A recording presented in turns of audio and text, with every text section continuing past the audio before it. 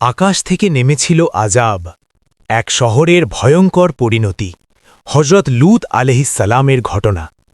তুমি কি জানো এমন এক জাতির কথা যাদের পাপের কারণে পুরো শহর উল্টে দেওয়া হয়েছিল? এই ঘটনাটি লূত আলাইহিসসালামের কওমের। তারা এমন এক পাপে লিপ্ত হয়েছিল যা আগে পৃথিবীতে কেউ করেনি। বারবার তাদের সতর্ক করলেন, আল্লাহকে ভয় করো, এই পথ ছেড়ে দাও।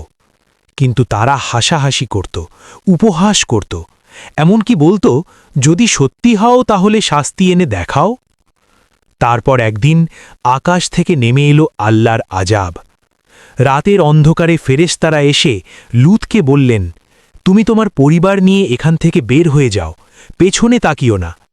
তিনি চলে গেলেন, কিন্তু তার স্ত্রী রয়ে গেল। তারপরই শুরু হলো ভয়ঙ্কর দৃশ্য।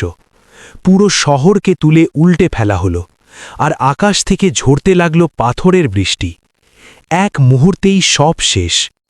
এই ঘটনাটি আমাদের শেখায়, যখন মানুষ সীমা অতিক্রম করে তখন আল্লাহর শাস্তি খুব ভয়ঙ্কর হতে পারে। তাই সময় থাকতে ফিরে আসো, না হলে পরিণতি হতে পারে ভয়াবহ।